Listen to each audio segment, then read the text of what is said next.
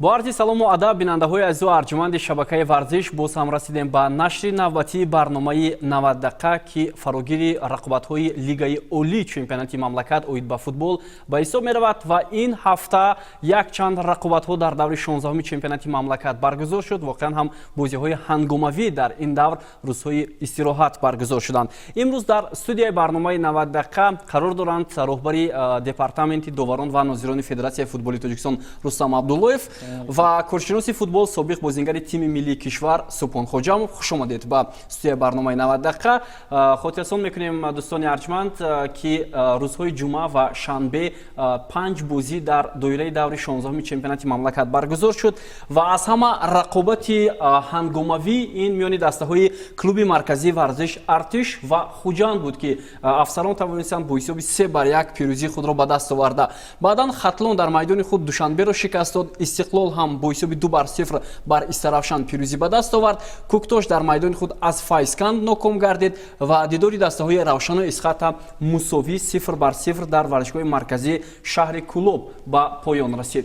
خب شرح و توضیح را از رقابت هنگاموی دور میان دسته‌های کلوب مرکزی ورزش ارتش و خوجند شروع میکنیم و بازی که تا یک اندازه موقع کلوب مرکزی ورزش ارتش رو در جدول مسابقه بهتر کرد. سال اولین هم این بود که شما از پیروزی دسته شهر دوشنبه در رقابت با خوجند باور داشتید؟ اگر ما خطا نکنیم، اگر در برنامه قبلی ما گفته بودیم که کدام بازی‌ها یعنی بازی مرکزی به حساب می‌رود، اما اگر خطا نکرده باشیم ما گفتیم که هر 5 بازی مرکزی میشود. برای که خوجند در سفر با کلوب مرکز ورزش ارتش بازی میکرد و خوجند یکی از داوطلبان مبارزه با مدال‌های طلا گویم خطا نمیکنیم. به همین خاطر خوجند حتما باید بازی را به فایده خود حل میکرد.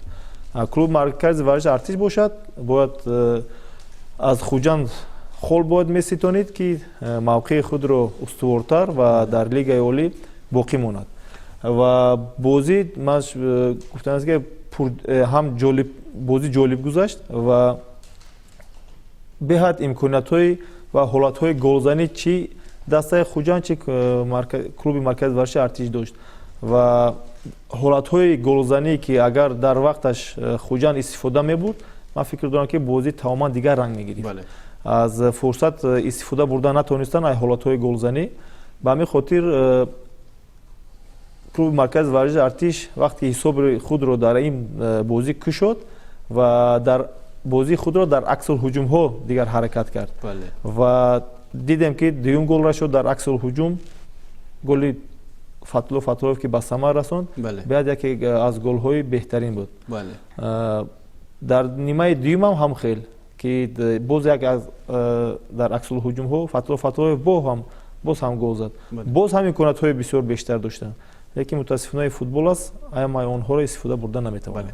خب سوال دیگر بر رستم عبداللهیف همین است که در بازی‌های مرکزی و متاسفانه در فوتبال ما عادت شده است که داوران را گناهکار میکنند اگر دسته آنها با باخت روبرو شود، ولی خوشبختانه در همین بازی از جانب دسته‌ای که مغلوب شد همین گونه حالت‌ها به چشم نرسید و شما کاری بهروز مرتضی‌یف رو در همین رقابت بسیار هم حساس چگونه بها میدهید؟ Сложно сказать сейчас, почему все время обвиняют судей. Да, бывает, ошибаются судьи здесь. Не будем скрывать ничего, то, что есть, то есть. Тоже люди, тоже работают, тоже испытывают давление во время матча, так же, как и игроки. Вот. Я думаю, что Бехруз очень хорошо на высоком уровне справился с матчем, хорошо провел игру, был назначен 11-метровый удар. То есть здесь претензий со стороны команд в адрес судейства так особо не поступало.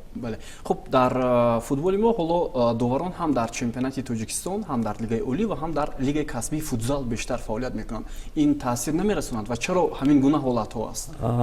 С 2021 года решением судейского комитета значит, мы отделили сейчас инспекторов футзала от инспекторов футбола, то есть это отдельное сейчас совсем направление. И начиная с 2002 года сейчас ведем подготовку к разделению судей от футбола и футзала, потому что это все-таки немножко разные направления, хоть и играют мяч ногами. Там, тем не менее, это две разные структуры будет. ташаккури зиёд. хуб муваффақияти дастаи клуби марказии варзиш артишро аз нигоҳи коршиносӣ, аз нигоҳи мураббигӣ шумо аз чӣ рабт медиҳед? Масалан, аз кадом ҷиҳат онҳо бештар муваффақ шуданд? пас аз омадани сармураббии Субҳонӣ гӯем ки дар тим, дар даста бисёр тағйиротҳо шуданд. Ва ман фикр дорам ки мураббӣ ба онҳо забон ёфт.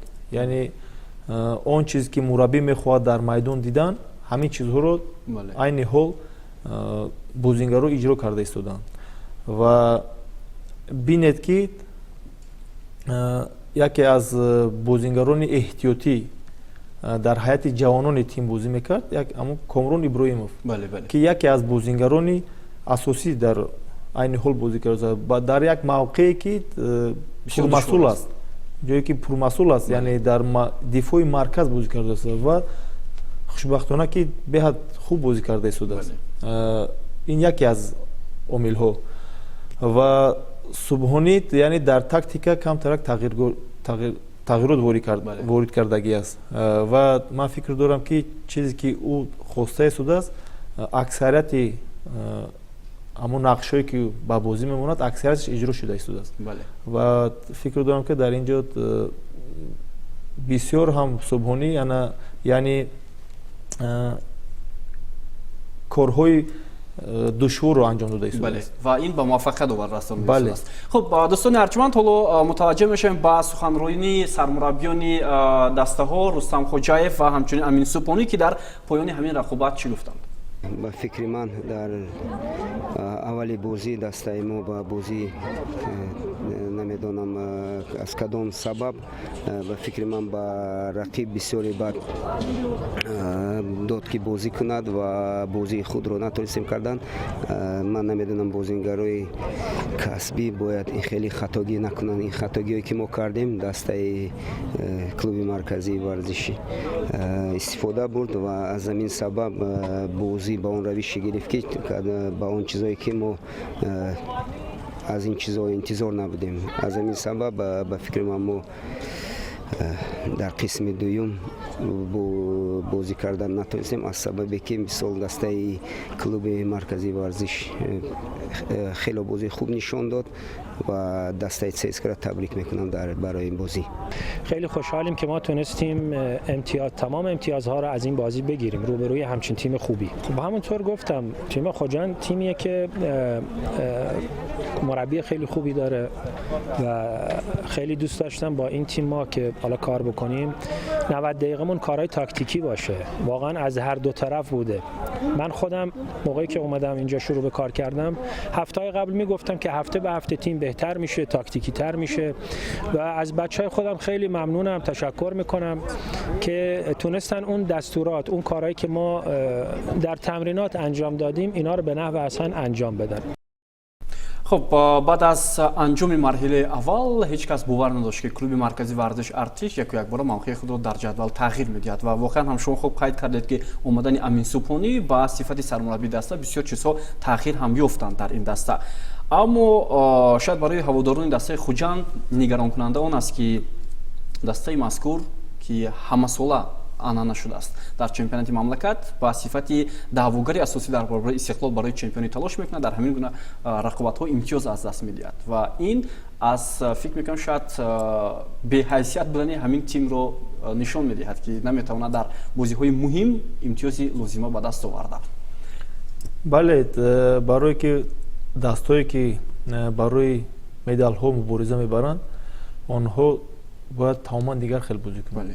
онҳо бояд фарқкунанда бозӣ кунанд ва дар ин бозӣ мо дидем ки агар ягон одаме ки аз чемпионат дур бошад ё ки вай бошад, агар ҳамуро агар дар ин бозӣ тамошо мекарданд мумкин ки дигар фикр қатъӣ мегуфт ки муборизаро барои медалҳо мумкин ки клуби маркази варзиши артиш бурда истодааст.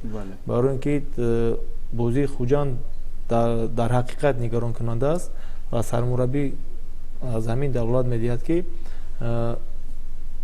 чӣ иллате дорад, бале. чӣ иллате дорад ки дар аввали мавсим дастаи Хуҷанд тамоман дигар бозӣ дошт. бале. ва ҳоло дигар аст. бале, бозӣ дигар аст. хуб, ташаккури зиёд ва мегузарем ба ҳамон рақобате ки мусовӣ дар ин давр анҷом ёфт, ин дидори дастаҳои Равшан ва Эсхата. хуб, ҳар ду даста соли гузашта дар лигаи якум бозӣ мекарданд ва ҳоло баргаштанд ба лигаи олӣ. натиҷаи мусовӣ бидуни гол ба назари шумо ба нафи кадом даста аст? ман фикр дорам ки ин ба нафи ҳар ду даста аст, барои ин ки Эсхата метавонад яъне мубориза барои медалҳо барад, шонс дорад. дастаи Равшани Клуб мавқеи худро устувортар кунад дар ҷадвали мавсим. Бар он қадар буд Равшани Клуб дар майдони худ, дар пеши мухлисони худ бозӣ карда истодааст. ва ман фикр дорам ки ин бозӣ мусовӣ анҷом ёфтанаш барои ки баробар ҳастанд. бале. хуб, се ҳолати баҳснок буд дар ин рақобат ва ба ин хотир мо ҳам меҳмонро аз департаменти доварон ва нозирони Федератсияи футболи Тоҷикистон ҳам даъват кардем, роҳбари доварон. хуб, ҳолати якум дар дақиқаи 20 вохӯрӣ ба миён омад ки ҷониби мизбонон иддао доранд ки Насим Ҳамидов довари бозӣ ба дарвозаи онҳо зарбаи 11 метра таъин накард. ва ман мехостам андешаи сараввал коршинос Субҳон Хоҷамовро дар ҳамин маврид бифаҳмам. ба назари шумо инҷо пеналти буд ё на? ҳолате ки ҳамлаи дастаи Равшан буд ва Амирҷони Фаррухзодро бо бозингари Эсхата бархурд кард, аз пой афтид. якум ҳолат бинед, бале. якум ҳолат нест, ҷарима нест. дуюм ҳолатро нигоҳ кунед. тупро кӣ дора карда истодааст? баросат фикр мекунам туп дар ҳаракат буд ва бозингари Равшан мехост ки онро ба идораи худ гирад, аммо ягон нафар бозингар фикр мекунам дар ин лаҳза ба туп нарасид. ягон бозингар дар лаҳза нарасид. Ба ҳамин қадар ман фикр мекунам ки агар коршинос Рустам Абдуллоев агар ира шарҳ медод, хубтар мешуд. хуб, марҳамат Рустам Абдуллоев, чӣ гуна шарҳ медиҳед ин ҳолатро ва ба кадом хотир довар дар ин лаҳза ба қарори ниҳоии худ наомад? Давайте обратим внимание для начала на первый эпизод, где защитник Эсхаты играет первый мяч. После этого мяч движется в сторону нападающего Равшана. Он выставляет корпус, прикрывает мяч.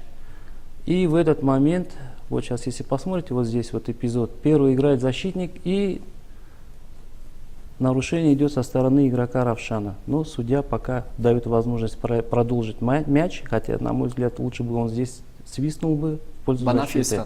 Да. Теперь получается, что продолжение здесь идет, и со стороны игрока Эсхаты идет фол в небрежной манере, то есть здесь нарушение правил выходит, потому что идет касание игрока, который прикрывает мяч, но концентрация судьи находится на двух игроках, которые лежат, и у него не очень хороший обзор в этот момент, и он не видит места контакта. Поэтому он совершил такую нелепую ошибку, продолжил игру. Вот, поэтому, здесь добавить больше нечего. Гуфта метавонем ки ҳолати 50 ба 50 буд дар ҳамин вазъият? Даже не 50 на 50, здесь можно даже сказать 60 на 40. Вот. Но еще раз говорю, с этой точки очень сложно что-то сказать, потому что я не вижу контакта игрока с игроком. Вот здесь вот игрок, который прикрывает, игрок Равшана прикрывает, он выставляет очень широкий шаг и посмотрите, что он делает. Он тазом убирает и втыкается в игрока Эсхаты. То есть здесь получается, что игрок Эсхаты делает вынужденный контакт, потому что он тоже пытается бороться за мяч. Так что здесь, конечно, очень сложный момент. Вот. Скажем так, что больше да, чем нет. хуб, ҳолати дуюм баъд аз 10 дақиқаи дигар ба миён омад ва он ҷо ҳам бисёр баҳсу мунозираро миёни бозингарони ҳар ду тим ҳам ба миён оварда тавонист. замоне ки ҳамлаи дастаи Равшан оғоз мешуд ва бозингари дастаи Равшан дар ҳолати такрор мебинем ки дар офсайд буд, аммо ин чиз аз ҷониби довари канор ба эътибор гирифта нашуд. шумо дар ҳамин маврид чӣ гуфта метавонед? Иштибоҳи довари канор буд? Да, здесь по правилам игры нахождение игрока в положении игры не является нарушением.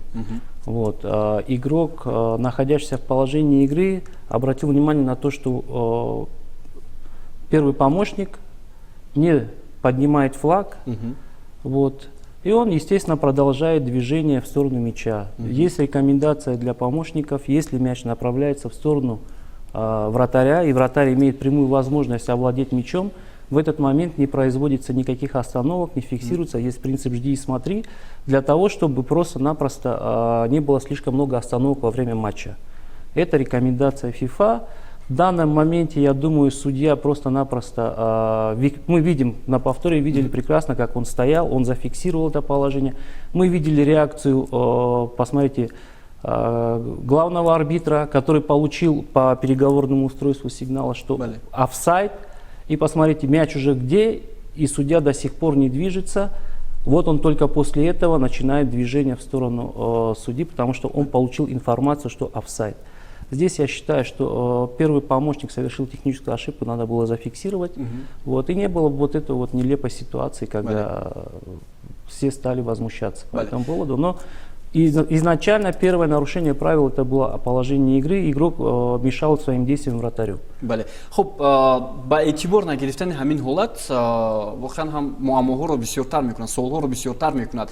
Хуб ҳамин хатогии довари канор оё аз ҷониби департаменти доварон ё назирони федератсия футболи таҷикистон да, мы будем рассматривать ҷазо дода это. мешавад? Ну, я не скажу, что будет прям такое нарушение, что прям будет такое сильное наказание, но тем не менее мы уже запустили этот ролик как в обучающий материал, у нас уже просмотрели, уже все дали свои замечания, все судьи высшей лиги и первой лиги.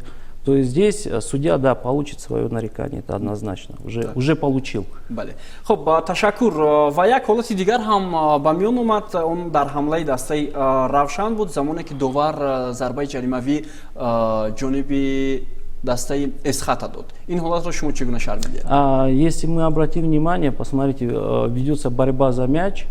Вот, здесь было нарушение со стороны игрока Эсхаты, но судья дал возможность продолжить мяч, овладел мячом защитник Эсхаты. И если обратите внимание, какими действиями нападающий, как он машет руками, посмотрите. Вот он неудачно сыграл, и он начинает цепляться и задевает голову игрока из хаты. Поэтому первое касание было у игроков Равшана, поэтому это был применен принцип преимущества. Но так как неудачно сыграл нападающий, судья за это ответственность не несет. Потому что здесь вот движение, посмотрите, он неудачно подыгрывает, в игру вступает защитник. И таким образом нападающий Равшана, нарушая правила, используя чрезмерно руки, вот, нарушил правила, за что и был назначен штрафной удар в их сторону. бале ташаккури зиёд, саломат бошед. Ва суол дар мавриди ҳамин рақобат, Нажмиддин Толибов сармураббии нави дастаи Равшан таъин гардид. Хуб, бо ин мураббӣ шумо ошно ҳастед ва метавонад дастаи Равшанро боз дар идомаи рақобатҳои лигаи олӣ ба зинаҳои баландтар баровард? бале мо ошно ҳастем, барои ин ки дар вақташ Нажмиддин Толибов яке аз бозингарои беҳтарини Тоҷикистон ба ҳисоб мерафт.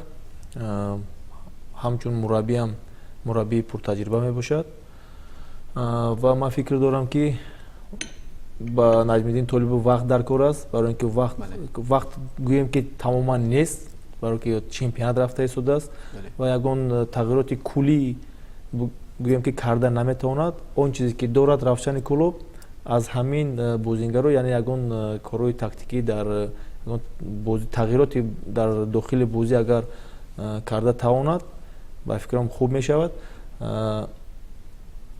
муҳим ки дастаро яъне муттаҳид кардан аст. Агар муттаҳид карда тавонад Наҷмиддин Толибов, ман фикр дорам ки аз уддаи кор мебарояд. ман фикр дорам ки Равшани клуб дар бозии оянда бозии хуб нишон медиҳад. бале ташаккури зиёд. ва ёдовар мешавем ки Эсхата нисбат ба Равшан дар зинаи болоии ҷадвал қарор дорад ва акнун дар даври оянда ки рӯзҳои сешанбе ва чаҳоршанбе баргузор мешавад, ҳарду даста ҳам бозиҳои муҳими худро баргузор хоҳанд кард. хуб, дар поёни ҳамин рақобат ҳам сармураббии тими Эсхата Ҳамид Каримов ва сармураббии тозатаини тими Равшан Нажмиддин Толибов роҷеъ ба ин бозӣ андешаҳои худро баён карданд. Ну, как вы знаете, когда Равшан принимает у себя дома, очень тяжело. Вот. Столько болельщиков пришло, и им просто не отсидеться в защите, а всегда идти вперед. Поэтому сегодня игра была очень зрелищная. Вот. Команда Равшан создала несколько моментов очень хороших для взятия ворот. Вот. Но мы сыграли на контратаках. Вот. В конце тоже имели возможность забить гол. Но у Равшана было больше. Вот. И я пожелаю команде Равшан удачи вот, до конца сезона. Вот. И хочу поблагодарить своих ребят, что отстояли сегодня. Как бы была потеря 2 очка или приобретение 1 очко? Ну, если сказать, и мы и не приобрели, и не потеряли. Боевая игра была сегодня. Якун бозӣ буд, хеле хаякумай набуд, лекин ман бозӣ бачаҳо хеле нагузашт, камтар ҳаво гарм буду, муваффиқиятҳои бисёр. Мо хаякун чӣ гӯем? Аввалаш ман гуфтанем ки бозӣ хуб буд, бозӣ ҳарду дастаам хуб буд. Дерам бошад, не ки мо омадем дигар тағйирот даста овардан қиин, мо ба ҳамин даста кор мекунем. Ханҷеда бо ғайрат, бо якдигар ёрдамчӣ аст. کار میکنیم میبینیم اصلاح میکنیم اگر چیزی نشدگی موافقتا ما کمتر فیزیک ما کم همه ما کمتر با وای کردن من برکار هم میخوایم که خب با مخلصان بازی خوبتر نشون دهیم яке аз дастаҳое ки дар давраи чемпионати тоҷикистон байни дастаҳои лигаи олӣ дар соли 2021 ба мушкилоти молиявиву кадрӣ рӯбарӯ аст, ин бошгоҳи футболи хатлон мебошад.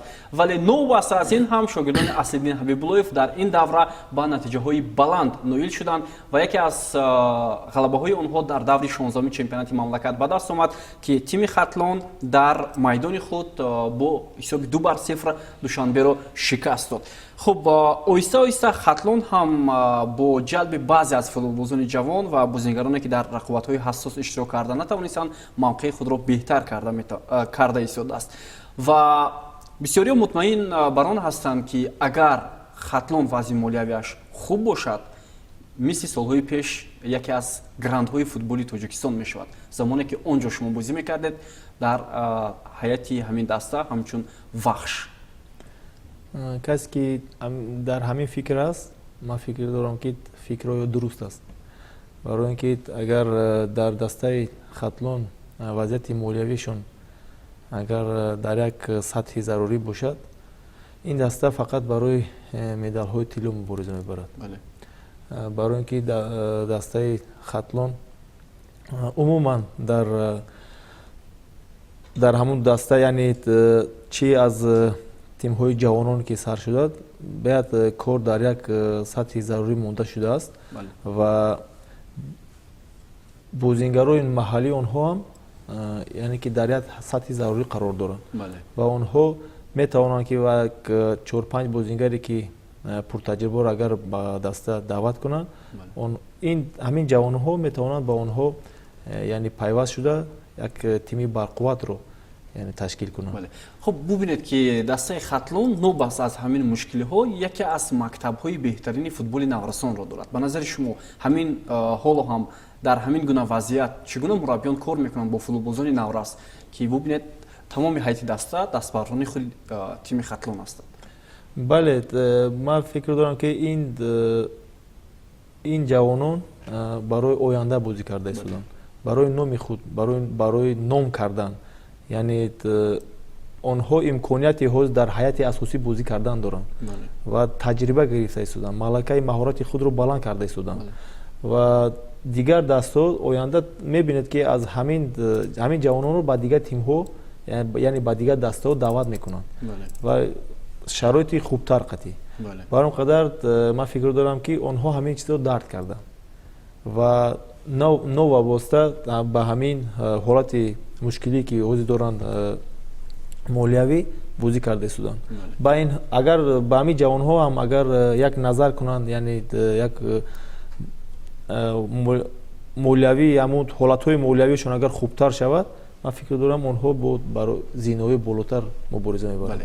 خب با کدام سبب تیم دوشنبه در این رقابت به شکست مواجه شد و از کدام جهت تیم خطلان با حساب 2-0 غلبه کرد؟ سرمایه‌گران هر دو دسته با سوال‌های همکاران ما جواب گفتند. فقط هم گفتنیم که در بسیار موارد دسته خطلان چخیلی که خودش ما دیدید خود رو پرت افتاده در زمین بسیار وقتی زیادی بازی را کشال دادن ولی همگی 3 دقیقه در بازی عادی میدیان در بازی داوری درجه عالی یگان وقتی فقط همین اون قدری که دسته خطلان بچه‌هاش در میدان خود پرت افته و وقت رو کشال دادن برای همین یگان چی بگم چاره دیده نشد. یگان دقیقه وقتی علاوگی برای اون 3 دقیقه بود برای ایواز کردن بازیگرا بود. خود برای ایواز کردن قریب 4-5 دقیقه رفته دیگه. 30 ثانیه هم اگر حساب کنیم قریب 3-4 دقیقه فقط برای ایواز کردن. بغیر از اون در میدان همه ما شاهد بودیم که چخیل بازیگرای دسته خطلان خود وقت رو کشیدن. این رو باید دوباره به نظر میگرفتند. همین روزا بازی به ما همچون بود هوا در کورد برای غلبه کردن و چخیلی که ما شاهد بودیم بازی 2-0 به نفع ما انجام نیست ولی نگفته نموند که در قسم دوم بازی بعد حساب 2-0 شدن بازیگری ما کمتر خط دفاع رو انتخاب کردن و هر چند که ما خواستیم که خوب به هجوم گذاشتن چخیلی که کمتر باوری خودش رو گم کردن یا که از جهت جسمانی کمتر خسته شدن و در همین حالت در خط دفاع ما کمتر پرابلم پیدا شد از سببی که بسیار دسته مهمونان حمله‌ورشون بسیار چی میگن اکتیو بودن از این جهت کمتر پرابلم شد. خب سرمربی تیم دوشنبه حکمت‌الله شریفов از کم ایلوه کردن دقیقه‌های بازی در پایان نیمه اول و وقت اساسی شکایت میبرد. خب تا کجا اساس دارد همین گونه حالت؟ آیا همین چیزها رو هم دوباره میتوانند در رفت بازی به نوبت گیرند؟ Обязательно. Просто уважаемые тренеры должны понимать, что только главный судья может определить количество добавленного времени. То есть то, что он посчитает необходимым, то, что было потеряно время. Я не могу сейчас судить, насколько игроки Хатлона затягивали игру. Очень сложно это сделать. Но могу сказать, что была бы эта критика более или менее адекватная, скажем так, если бы счет был хотя бы 2-1, я бы тогда бы понял тренера, что да, но при счете проигрывая 2-0, проведя 90 минут на поле, говорить о каких-то недобавленных там 2-3 минутах, которые ничего не решали по сути дела вообще, ну не знаю, есть ли смысл в этом. Не, ба ҳар сурат вақте вақт бисёр кашол дода мешавад, бозигарон худашонро ба замин ҳаво медиҳанд, тағйиротҳо зиёдтар мешавад.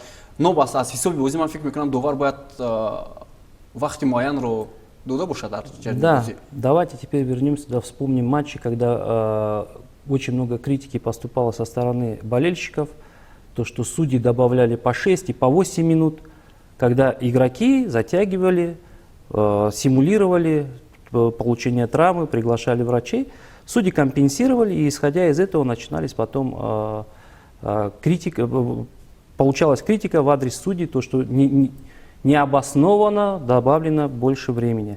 Поэтому здесь очень сложно говорить по этой ситуации что-то конкретное я не могу сказать сейчас, потому что я, честно говоря, и матч не видел. Вот. Поэтому я могу сказать только одно, что в данной игре, если судья добавил 3 минуты, ну, значит, он посчитал, что этого времени достаточно для того, чтобы закончить матч. Я больше ничего добавить не могу по этому поводу. Ташаккур. Хуб, мо бисёр футболи арабиро механдем, ки бисёр вақт кашолӣ мекунанд бозигарон, вале мутаассифона солҳои охир дар футболи мо ҳамин гуна ҳолат шудааст. Ё ивазшавии наслҳо ҳамин чизро тағйир дод. Масалан, солҳое ки ман ёд дорам 2006, 2007 ва ҳатто то солҳои 2010 ин гуна ҳолатҳо кам ба назар мерасид дар футболи мо. Вале ҳоло бениҳоят зиёд аст кашол додани вақт аз сӯи худи футболбозон. дастае ки бозиро бо фоидаи худ анҷом дода истодааст ва вақт кам мондааст, ман фикр дорам ки дилхоҳ даста кадом дастае ки яъне ба фоидаи худ бозиро мехоҳад анҷом диҳад, ин яке аз корҳои гӯем ки тактикии гӯям хато намекунем, барои ин ки ҳар як сония ба фоидаи ҳамун даста ба анҷом мерасад. Ба ҳамин хотир ози мо сармураббии дастаи душанберо гӯш кардем. Дар ҳамин маврид агар мо ҳамин саволро ба сармураббии Хатлон медем, мумкин ки дигар хел ҷавоб медод. ба ҳамин хотир мураббӣ сармураббии дастаи душанберо ҳам фаҳмидан мумкин аст барои ин ки одаме ки мағлуб мешавад мехоҳад ки гарчанде ки чанд 10 дақиқаам агар изофа довар агар диҳад ба фикрам вай агар бозиро ба фоидаи ба нафи худ агар анҷом надиҳад ман фикрам розӣ намешавад. бале ташаккури зиёд ва дӯстони арҷманд боз ду рақобати дигар боқӣ мондааст ки мо ҳам дар мавриди ин рақобатҳо ҳатман гуфта мегузарем.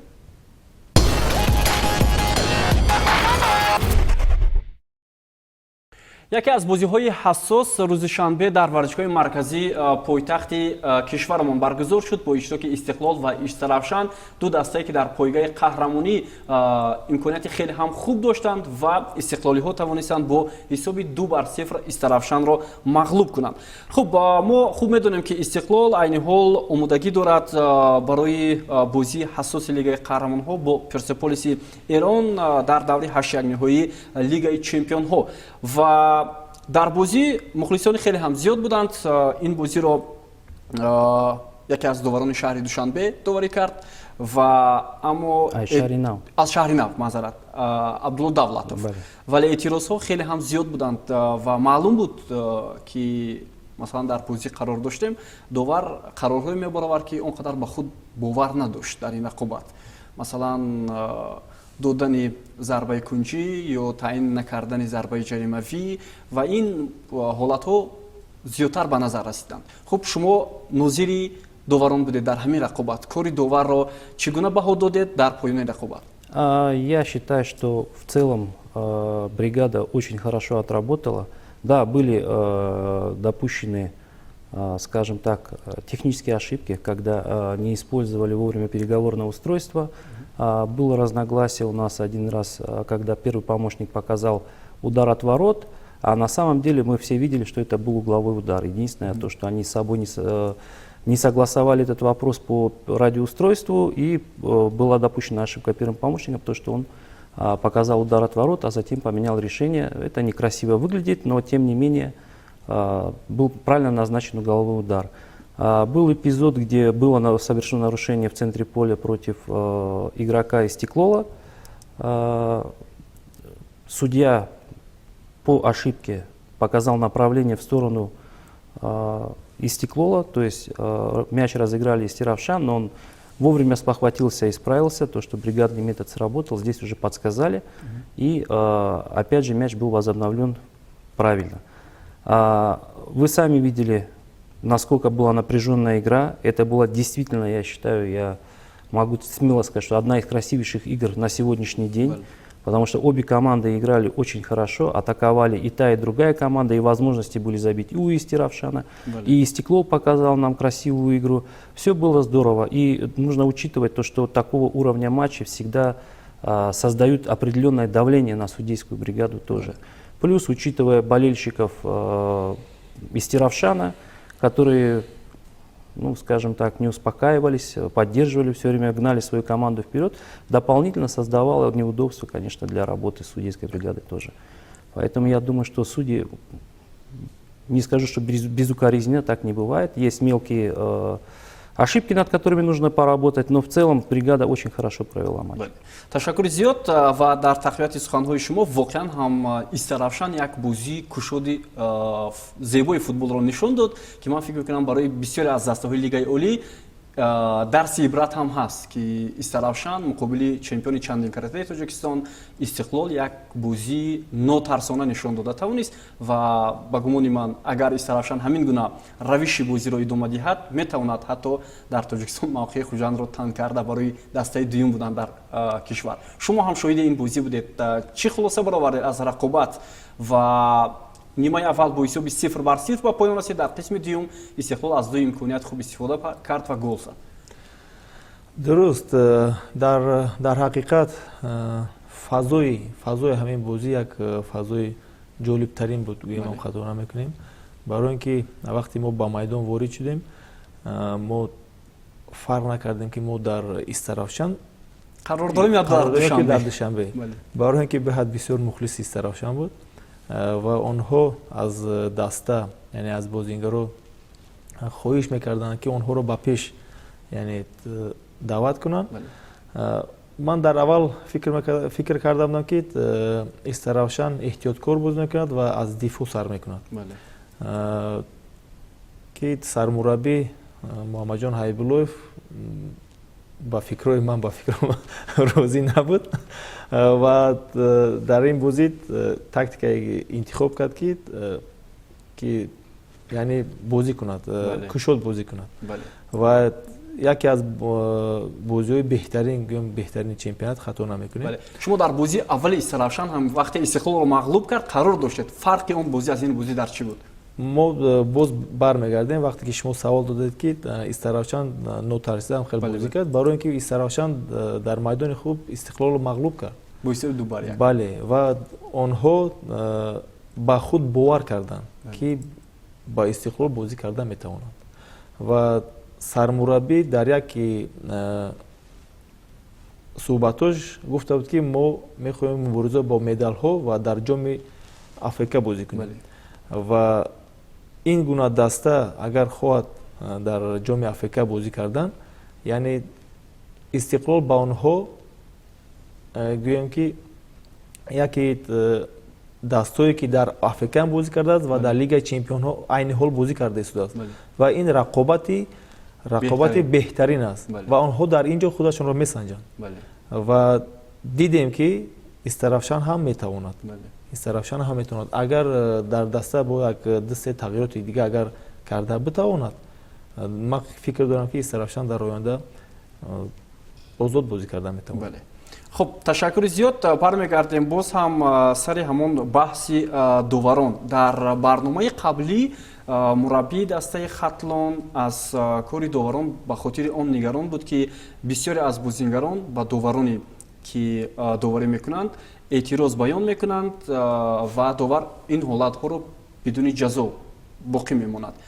ولی او گفت وقتی بازیگران ختلان دعوا میکنند در حال کارت زرد نشان داده میشد. این به خاطر اون بود که چند بازیگر دسته ختلان قبل از بازی با استقلال با سبب کارت سرخ و زرد از بازی بیرون شدند.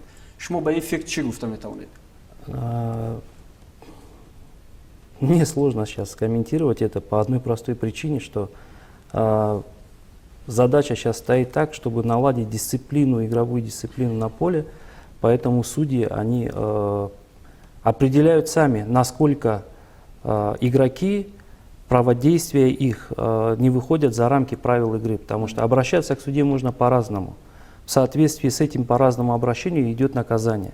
То есть где-то судья может предупредить словом, но если это переходит уже рамки, то идут уже в ход карточки, и не только желтые, но и красные иногда. Вот, потому что все-таки дисциплина на игровом поле, если у нас не будет порядка, не будет уважения к судьям, у нас никогда не будет развития такого хорошего и в судействе, и в футболе тоже. Потому что когда наши игроки выезжают потом играть за рубежом, там с ними никто не церемонится, там каждое их слово уже на вес карточки идет. Поэтому здесь задача стоит именно такая, чтобы не конкретно каким-то командам, это иногда у нас любят говорить тренера, а здесь в целом стоит задача, чтобы наладить дисциплину на поле. تشکر زیاد. سلامت باشید. و ویتالی لفچنکو، محمدجان حبیب‌اللهیف، سرمربیان دسته‌های استقلال و استرافشان در پایان رقابت هم کوتاه اندیشه خود را راجع به این بازی بیان کردند. بیایید گوش می‌اندازیم و بعداً برنامه را ادامه خواهیم داد.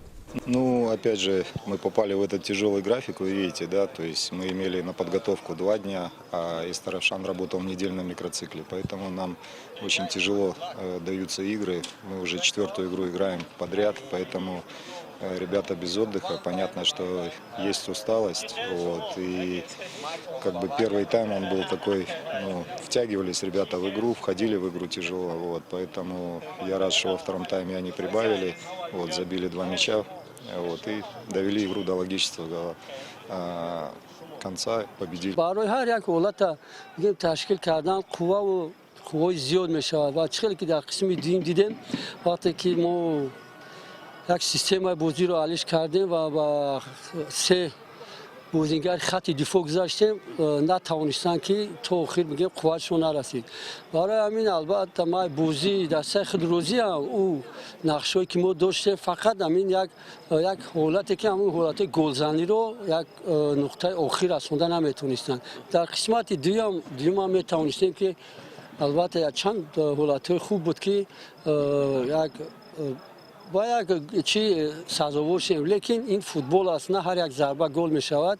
ما رو افتاده نیستیم و مبارزه خود رو در چمپیونات برای مدال چمپیونات مبارزه رو دوام میدیم. این خطا است که گویا که ما وقت خوجند رو نگاه میکنیم یا که وقت اسخط یا که دیگر نتیجه ها رو، نه، این خطا است. اگر ما خواهیم که در آینده با اون مدال های چمپیونات سازوار شیم، خود ما باید غلبه کنیم.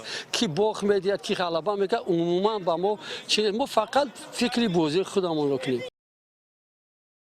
خب همین هم سخنهای سرمربی دسته سرافشان راجع به بازی و همچنین باختی دسته خوجند بود که میان هواداران دسته سرافشان زیاد چرخ میزند که گویا خوجند با باخت روبرو میشود و سرافشان حتما امکان پیدا میکند که زینه های بالایی رو به دست آورده. خب در بازی دیگر بالاخره فایزکند بعد از مدت طولانی غلبه خود را به دست آورد. شاگردان طاهر مومینوف در سفر کوکتوش را شکست دادند و از ورطه ناکامی هایی که پای هم داشتند برآمده توانستند. خب کوکتوش و فایزکند دو آوتسایدر چمپیونات مملکت بود و دیدیم که فایزکند نوبسته از اون وضعیتی که قبلا داشت و در برنامه گذشته ما گفتیم وضع مالیوی تیم چندان خوب نیست ولی با نتیجه خوب هم نائل گردید. خب برای من بسیار جالب بود. یکی از بازیگران بهترین در حیط این دسته، یکی از بازیگران بهترین، این محمد علی صادقوف 38 ساله بود. فوتبالبازی که زمان با همراه با شما در حیط دسته خطلان بازی میکرد و همچنین تیم ملی. خب یکی از بازیگرانی که سابقه خیلی هم زیاد دارد. خب در مورد این بازیگر و همچنین غلبه تیم فایزکند چی نظر دارید؟ ما در برنامه پیشینه گفته بودیم که دو دسته که مبارزه برای موقع خود را نگاه داشتن در لیگ اولی و فایزکند به این نگاه نکرده در سفر بازی کرد. یکی از بازی‌های بهترینی که همین سال گذراند گویما میشود. برای اینکه ممکن که امیو درد کردن که اگر هم خیلی دوام دادم گیرد ممکن که ما لیگ اولی رو ترک کنیم. مثال وقتی که در برای وضع مالیوی گپ زدیم به وضع اما به یعنی فینانسیری نمیشود. ممکن که پس از همین بازی شرایط اینها رهبریت اینها یگان خلاصه میآیند و شرایط بچه‌ها رو خوبتر میکنند. و فایزکند یک بار دیگه تکرار میکنم که اگر چون همین بازی اگر در آینده بازیشون را دوام دهد، من فکر دارم که مبارزه را دوام می‌دهد که در لیگ اولی باقی ماند. بله. خب بیایید سراول سخن‌های سرمربیان هر دو دسته را گوش می‌اندازیم و در مورد همین بازی باز در ادامه گفته می‌گذاریم. Очень неплохая команда Файзканд, и я не бросаю эту команду в тяжелые минуты. У нас очень много проблем, финансовых проблем, но сегодня ребята собрались, и это долгожданная победа, давно ее не было, этой победы. Почему хочу сказать, я думал до игры, еще думал, если при хорошем результате, смотрите, сколько туров прошло, 14 туров после того, как команду Файзканд какая-то команда обыгрывает, эти тренера становятся лучшими тренерами недели, тура. Значит, команда хорошая, команда достойная, значит, и кто нас обыгрывает, значит, очень достойные тренера в этих турах. Об этом и говорит, что команда Файзканд хорошая.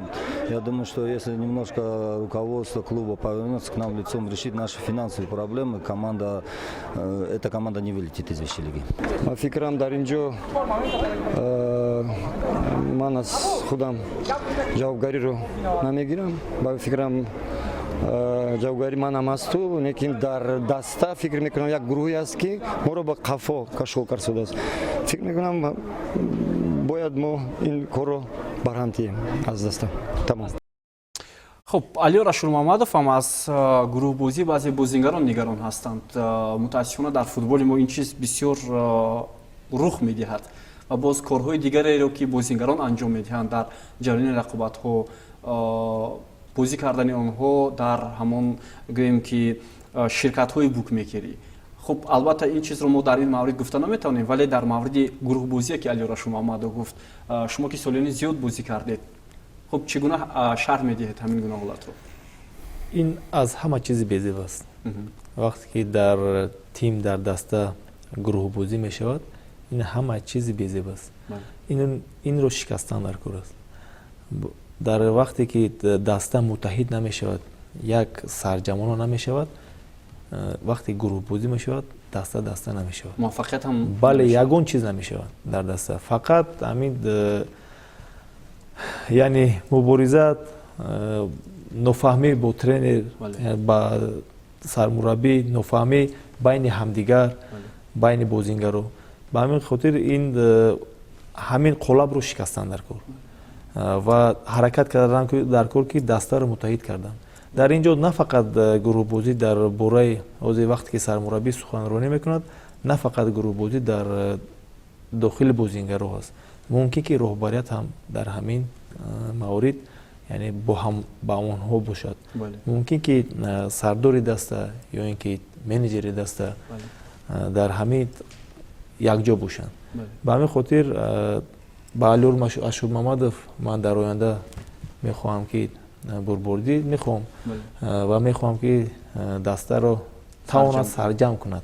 برای اینکه اون چیزی که حاضر در علور اشوب محمدов گفت همین چیز در دسته رفشن کلوب بود. در نیمه اولی چمپیونات حاضر همین چیز در کوکتوش است. اگر در وقتش همین چیز رو برطرف نکند دسته من فکر دارم که لیگ اولی رو ترک میکنه. اگر همین قلاب رو نشکنه. تشکر زیاد و امیدوار هستیم که علیور اشوب محمدов با نتیجه های بلند در ادامه مسابقه با دسته کوکتوش میرسد. خب چون متوجه میشویم با هیئت رمزی دور و در هیئت رمزی دور 16 هم بهترین بازیگران شامل شدند که در تیم های خود با نتیجه های خیلی هم بلند دست یافتند. در خط دروازه‌بان تیم اسخات مبینجان گدویبویف قرار گرفت که در بازی با روشن در بازی سفری گل سر نداد. در خط دفاع محمد ناسکوف از خاطلون، اویبек عبدالغفورов از فایسکند، الکسی لارین از استقلال و منوچهر сафаров از استقلال قرار گرفتند. در مرکز میدان باشد 4 نفر: فتحالله فتحاللویف از کلوب مرکزی ورزش ارتش، محمد علی صادقов از فایسکند، علیشیر جلیلov از استقلال، کامران اسماعیلov چهره نو از تیم خاطلون و در خط حمله باشد 2 نفر: اینها شروانی محمدشاهیف از استقلال و شرف صالحov از کلوب مرکزی ورزش ارتش قرار گرفتند. خب طرح جایگیرشوی بازیگران 4-4-2 است و مربی بهترین دور ویتالی لفچنکو. دسته هایی بودند که در این دور غلبه کردند: خاطلون، فایسکند و استقلال. اما بهترین مربی نصیب مربی دسته استقلال شد. بله اگر ما خطا نکنیم در 4 دوری اخیر استقلال با مغلوبیت دچار نشده است و یکی از بازی های گویم که مرکزی رو با فایده خود حل کرد. نوابستاد ما دیدیم که چی مشکلی دارد دسته استقلال. عین حال بله زیچ هستند برای اینکه فرصت کم مونده است تو لیگ چمپیون های آسیا. برای اون قدر من فکر دارم که عین حال ویتالی لفچنکو یعنی سزاوار است به می بهترین مربی است. بهترین مربی هفته. تشکر زیاد و بهترین بازیگری دور 16 هم از روی فرضیه شبکه ورزش با بازیگری کلوب مرکزی ورزش ارتش فتحالله فتحاللویف نصیب گردید. فوتبالبازی که با دروازه سابق دسته خود 2 گل تیم خود را آورد و یکی از چهره های بهترین هم در هفته اعتراف شد. البته ما با فتحالله برار میخواهیم با سن سال خود هم نگاه نکرده و حالا یکی از لیدران اساسی در هیئت این دسته به حساب میرود. بله برای که فتحالله نسبت به نیمه اول چمپیونات در نیمه دوم چمپیونات پس از آمدن مربی سبحانی در بازی فتحالله هم تغییرات دیده می شود و یکی از بازیگران اساسی کلیدی در همین مقابل خوجا گویم می شود. برای اینکه وقتی که توپ رو اداره میکند فتحالله تمام همین خوف از همین می رود و من فکر دارم که اونها کم ترک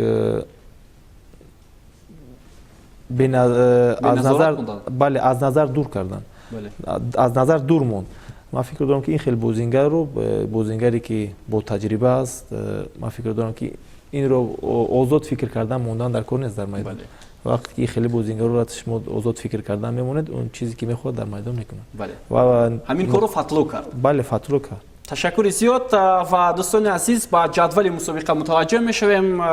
10 دسته اشتراکچی لیگ اولی چنین موقع گرفتند. در زینه اول استقلال نوبسته از اون که دو بازی کمتر انجام داد با 33 امتیاز زینه اول رو اشغال میکند. خوجند 29 امتیاز دارد، استرافشان 25 امتیاز. بعدا دسته های اسخات، خطلان، روشن و همچنین کلوب مرکزی ورزش قرار دارند.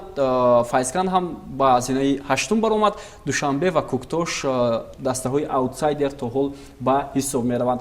خب در دور 17 که روزهای سه‌شنبه و چهارشنبه رقابت ها برگزار می شوند 5 بازی در نظر داشته شده است. دوشنبه در میدان خود با استقلال بازی می کند. دربی شهر دوشنبه. خوجند با خطلان. این رقابتی دو مرکزی ولایت جمهوری تاجیکستان شهر باختر و شهر خوجند است. فایزکند با روشن، این هم میتونیم دربی خطلان گفتم. اسخات با کلوب مرکزی ورزش ارتش، استرافشان با کوکتوش. خب از جانب دپارتمنت داوران وابسته به سطح بازی داوران گذاشته میشود یا این طور نیست؟ مثلا حالا در بازی حساس دور 17 همین گونه نقشه بود از جانب شما؟ الکی داوران هم معین شدن؟ Департамент произвел назначение, представили в комиссию для утверждения этого назначения. Вот, какие-то будут внесены изменения. Каждый судья, который сейчас работает в высшей лиге, это, можем сказать, одни из лучших наших судей в стране.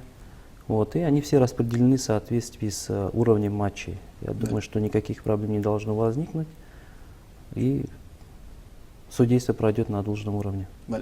تشکر زیاد دوستان ارجمند. بازی ها روزهای 24 و 25 برگزار می شود. از همه مخلصان و هواداران فوتبال تاجیک هم دعوت میکنیم که و میدان ها آیند و دسته های دوست داشته خود را دستگیری کنند. با قدر امکان شبکه تلویزیونی ورزش و فوتبال هم بعضی از بازی ها را مستقیما برای تماشابینان و هواداران فوتبال پیشکش خواهد کرد.